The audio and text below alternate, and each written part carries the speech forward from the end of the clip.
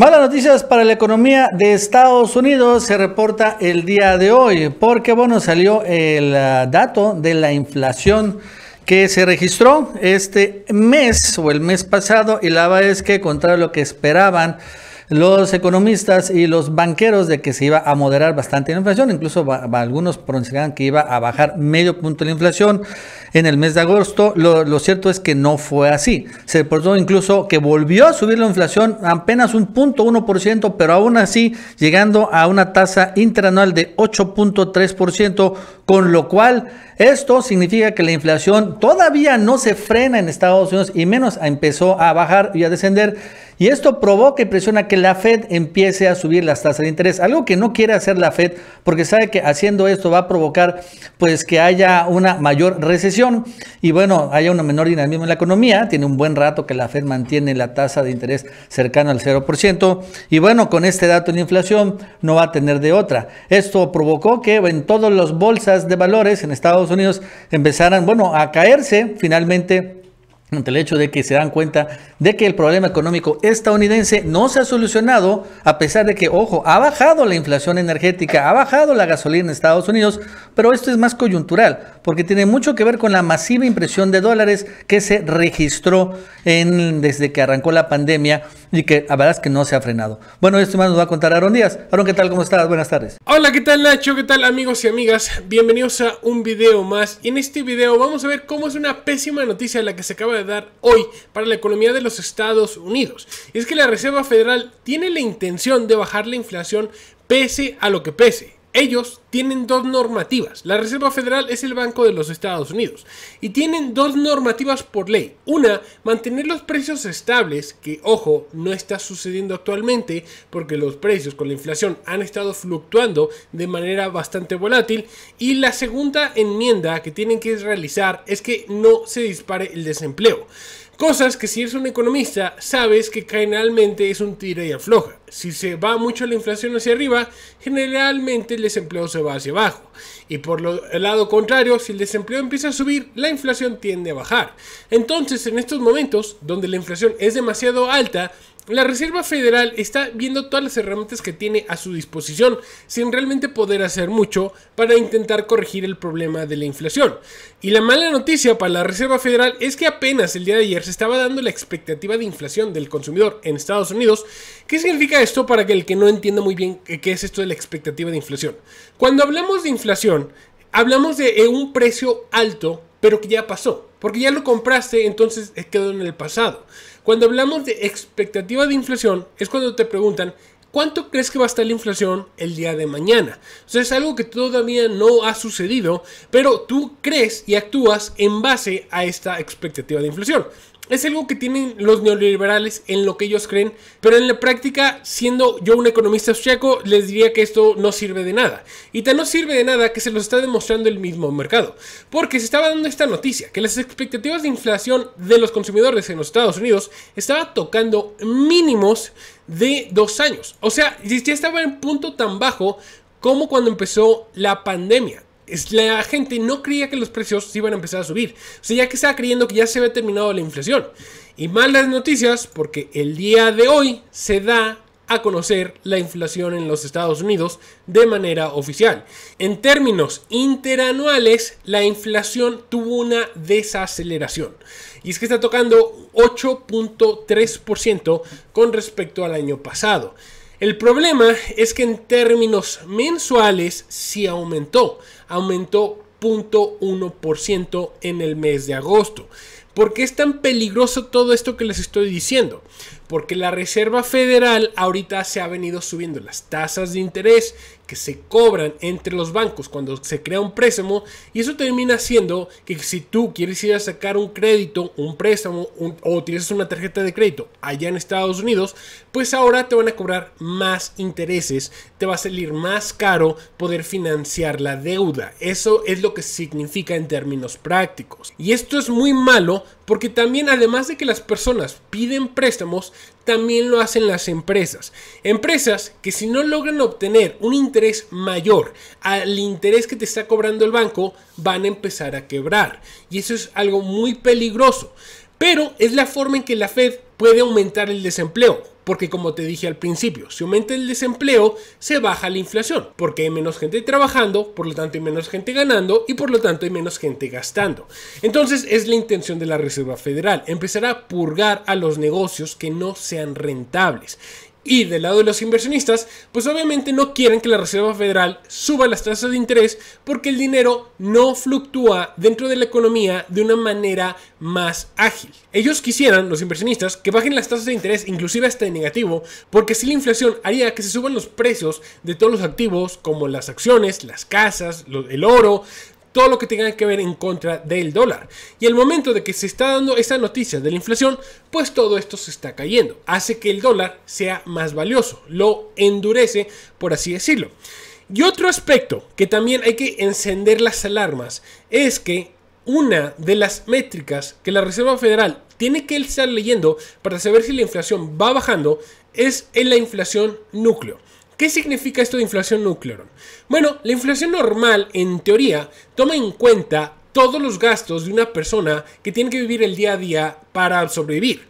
Y la inflación núcleo toma en cuenta todos estos gastos, pero le quita los activos que sean volátiles, como los alimentos y como los energéticos, o sea, las gasolinas, el gas, el petróleo, etc, etc, etc. El detalle es que la inflación se ha venido bajando porque las gasolinas en Estados Unidos se han venido bajando. Y no se han venido bajando simplemente porque por arte de magia se encontró mucho más petróleo y se empezó a procesar más petróleo en las refinerías de los Estados Unidos. No, se empezó a bajar porque Joe Biden instó a que sus reservas de petróleo de seguridad nacional empezaron a vender 1 millón de petróleos diariamente. Esto aumentó artificialmente la oferta dentro del mercado y por lo tanto empezó a hacer que el precio del petróleo empezara a caer. Por eso precisamente ahorita tenemos que los precios del petróleo se encuentran alrededor de 83-85 dólares por barril. El problema es que la inflación núcleo, que no toma en cuenta los energéticos, también acaba de subir. Y esto ahora sí lo que nos está indicando es que ya hay un problema para la Fed. Porque la Fed significa entonces que está perdiendo la batalla en contra de la inflación. Porque si ya lo que estaba causando la inflación a principios del año, que era el precio del barril de petróleo subiéndose, ya no lo tomas en cuenta y aún así sigue subiendo la inflación, tienes un problema mucho mayor, porque ahora significa que la inflación ya está arraigada dentro de la economía, y es que se creó un círculo vicioso donde si las personas veían que la vida empezaba a costar más, los alimentos, la gasolina, la renta, ellos pedían un aumento en sus salarios dentro de una compañía.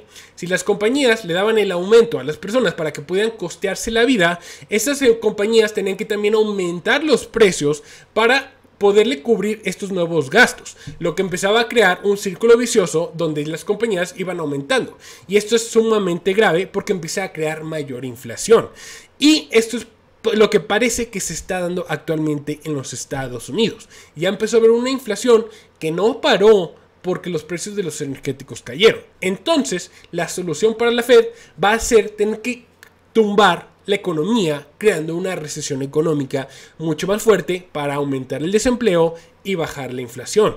Va a ser ya doloroso, por otras formas hay que decirlo así. Y por último, también hay que decir que en tan solo 8 días la Reserva Federal se va a juntar para hablar cuánto van a subir las tasas.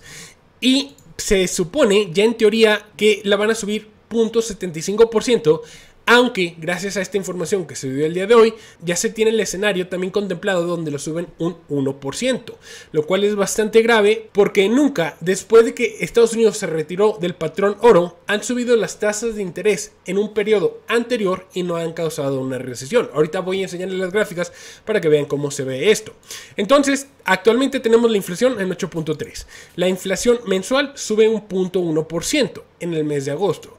Para que vean las tasas de interés, la última vez que, por ejemplo, intentaron subir las tasas de interés más que en el periodo pasado, que sería aquí en el año 2000, lo que se causó fue algo que se llamó la Gran Recesión, así de grave. Por ejemplo, en el año 2000 las tasas de interés estaban al 6% y para el año 2006 intentaron subirlas y llegaron al 6.25.